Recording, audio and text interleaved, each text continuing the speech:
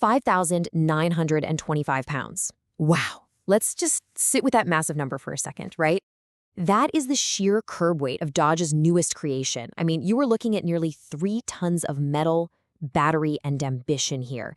And yet this absolute beast of a machine is attempting to carry the torch for literally one of the most iconic nameplates in American automotive history.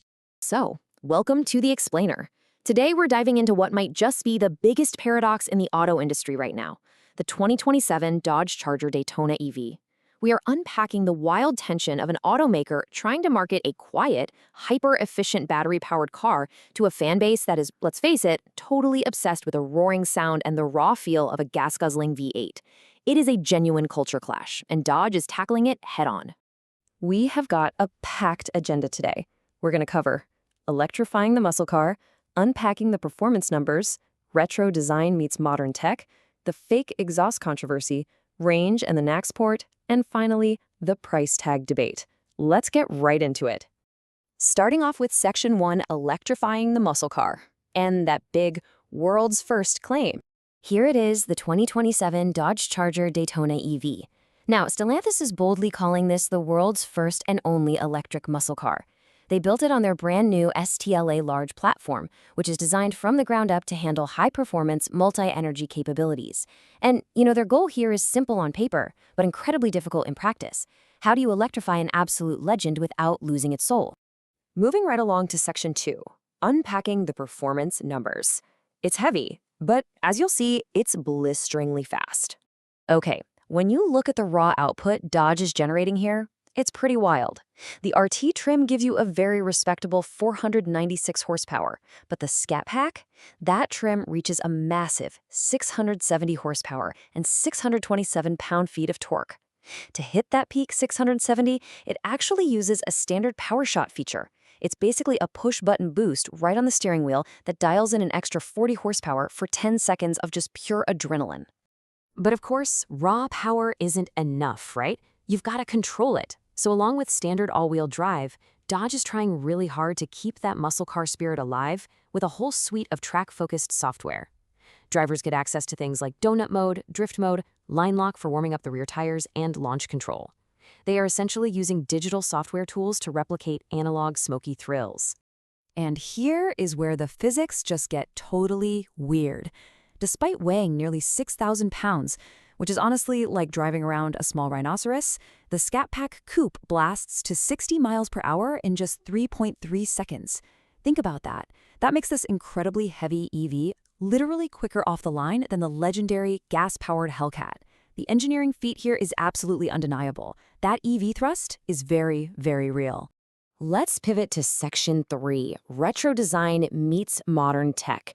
We're looking at nostalgia, inside and out. This car is such a brilliant blend of the future and the past. Inside the cabin, you're looking at a thoroughly modern 12.3-inch touchscreen and immersive 64-color ambient lighting. But then, sitting right there in the center console, is this super cool modern interpretation of the classic pistol grip shifter. And on the outside, it totally maintains that wide, menacing stance, accented by the illuminated retro Frozzo logo. Oh, and they've also integrated a patent-pending front R-wing pass-through that enhances the aerodynamic downforce while perfectly preserving that blocky, classic muscle car silhouette we all know. All right, Section 4. We have to talk about the elephant in the room, the fake exhaust controversy and those synthetic V8 sounds. So how do you solve the sound problem for die-hard fans? Well, Dodge's answer is the Fritzonic chambered exhaust. This is a patent-pending digital sound system that physically pushes sound through a dedicated chamber at the rear of the vehicle. Stellantis actually claims it's designed to deliver Hellcat levels of sound intensity. Basically, they want to ensure absolutely nobody mistakes this thing for your standard silent commuter EV. However, as you might guess, the reception to this feature has been pretty mixed. Taking an objective look at Car and Driver's review, the high points are clear. The acceleration is prodigious, and that retro styling absolutely works. But if you look under their lows, they describe the Fritzonic exhaust soundtrack as cheesy and faux. They noted that trying to fake the boom and throb of a gasoline Hemi V8 just ends up sounding a bit more comical than believable. Though fortunately for some purists, you can just turn the system off entirely. Moving on to Section 5, range and the NACS port. This is a vital switch for the 2027 model. Let's break down the battery logistics really quick.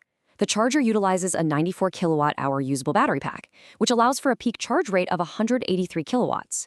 In the real world, that means you're going from 20 to 80% charge in just over 27 minutes on a fast charger, giving the Scat Pack an estimated 267 miles of total range.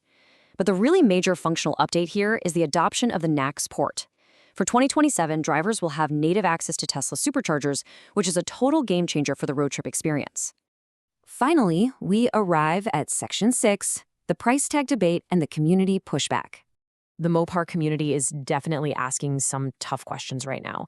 EV advocate and YouTuber Hellcat Redeye recently highlighted a major sticking point regarding the transition to this 2027 model.